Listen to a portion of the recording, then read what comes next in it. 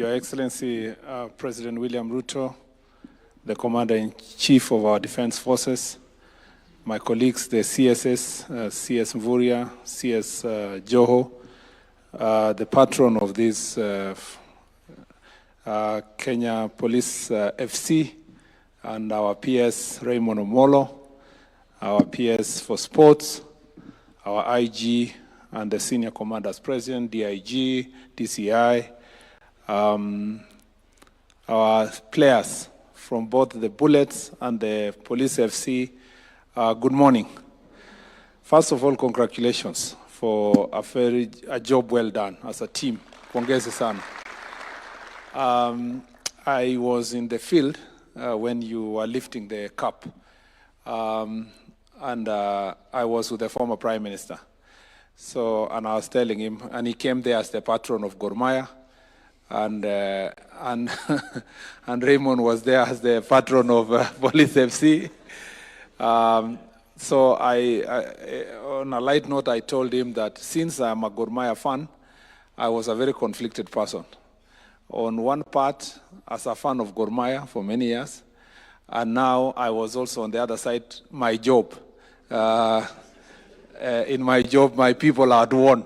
So I told him I'd take my job seriously. So I will side with my job than the team that I've supported for many years. Your Excellency, this is a very big success on the part of the sports team. I'm telling you that because there was a time people never thought that Gor Mahia, FC, Tusker would ever been dislodged from the top. They were always the teams that were up there. But literally, Your Excellency, literally, there's a new sheriff in town. And, and the National Police Service have come to dislodge that monotony that was up in the top. In fact, if you see the success they have made in a very short time, it's a testimony that with discipline, you can actually make great progress in a very short time. And the National Police Service has demonstrated in terms of the discipline, in terms of, if you look at their performance, it shows that their commitment to training and discipline has really helped them to be able to make this great progress. We thank you for hosting us this morning, for this tradition of you've been hosting successful teams in different fields, and we appreciate the fact that you keep an eye on these young men and women who are playing here. These are very young people. Ordinarily, Your Excellency, this is the team. A number of them will be playing for us in the Africa Cup of Nations. So they have a wonderful opportunity for the first time in more than 40 years, almost 40 years. This country will be hosting Africa Cup of Nations, and they are lucky to be playing football at this point in time because they will have an opportunity to play for the national team. And as my colleague CS Mvurya said, your investment in infrastructure, and particularly the role of the sports fund, has made a big, big difference. There is an opportunity to leverage on that, to do more, and I believe the private sector who are here are going to help us to move this forward.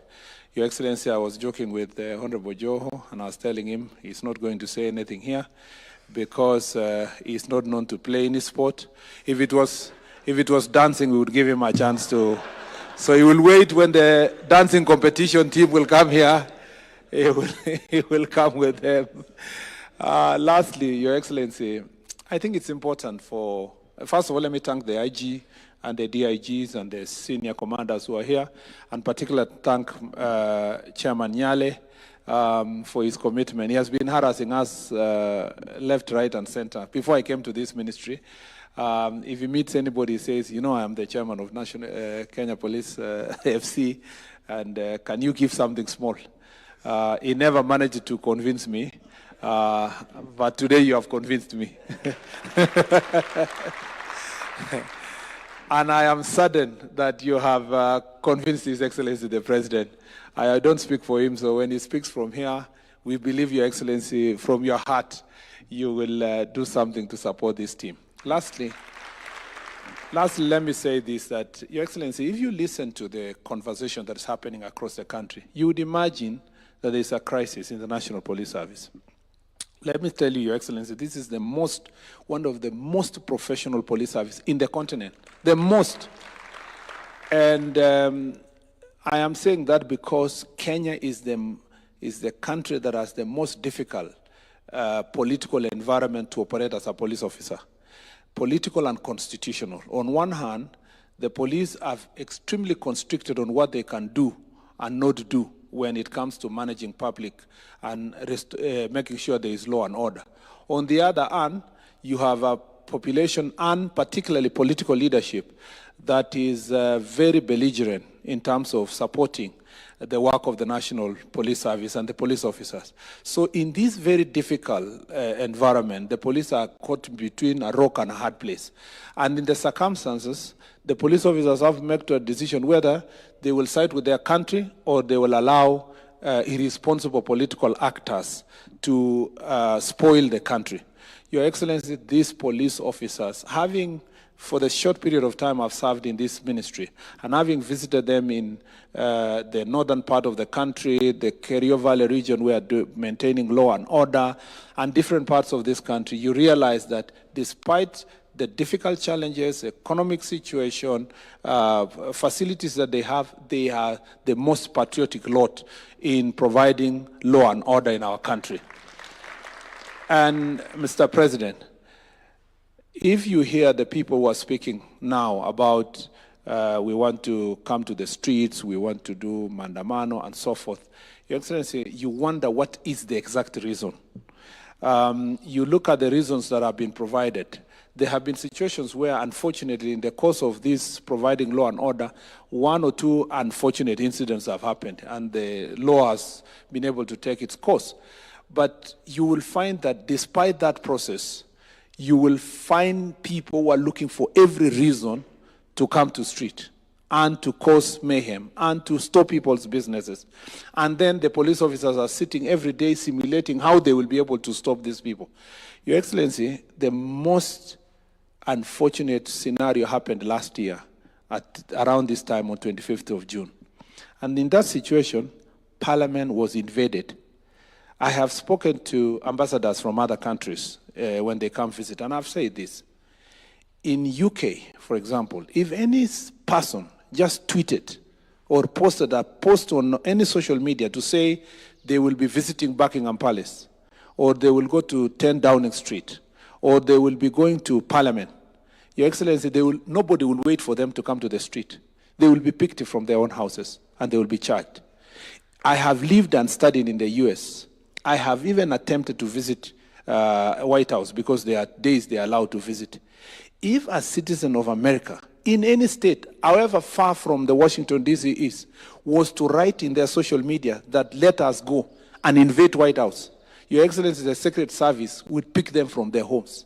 It is only in Kenya where a citizen will say they will invade Parliament, they will invade the judiciary, they will visit State House, and they still walk scot-free, not charged, and even when they are taken to court, Your Excellency, they will be released on, and they are told you can just go home for free.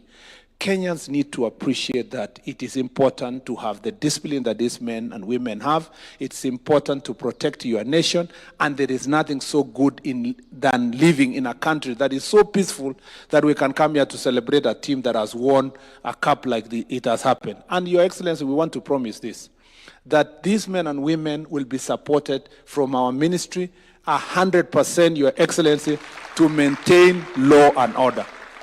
And we have received a notice from some of the political actors who, Your Excellency, not just few months ago, they were standing where I'm standing. They were defending law and order. They were standing against the chaos. But Your Excellency are sitting now planning, buying machetes and rungus, trying to distribute to young people to cause violence in town, and they want us to sit here, fold our hands, and say that that is an Article 37 of our Constitution. Your Excellency, the national police and our police officer must be ruthless in dealing with such criminals, because we want this country to be a country of law and order, not a country of chaos, so that all of us can be able to thrive in this nation. Young people in this country don't deserve to be running battles in the streets. They deserve to be playing football like this young. These are their generation. These are their colleagues. We want to give them an opportunity to grow. It is not an opportunity to be used by political actors to cause violence. Lastly, I want to say, Your Excellency, in the ministry we are ready to meet the families of those who unfortunately, Your Excellency, suffered as a result, lost their children as a result of these political acts. Your Excellency, it doesn't matter what happened. From a human perspective, we are ready to meet their families, have a conversation with them, and see what else we can do to support them. Your Excellency, our doors are open. And I am sure even your door is open, and the door of the IG is open for us to meet with those families. We want to ask those political scavengers to keep off and allow those families to visit us and let us have a conversation with them to see how best we are going to help them to move forward. I thought I should raise this statement here because sports is supposed to unite this country, and our police have succeeded. They have just won the Premier League the other day. They don't deserve... Sorry, Your Excellency. They don't deserve to have, after winning the Premier League, these men and women don't deserve tomorrow to wear helmets and go and run in the streets. They deserve to celebrate, Your Excellency, in an environment of peace. And that's why I thought I should be able to say this. Otherwise, we are ready and we are prepared to make sure that our country is safe. Your Excellency, so those many, many remarks, it is now my singular duty and honor to invite you, Your Excellency, to come and address this important team. Thank you, Your Excellency.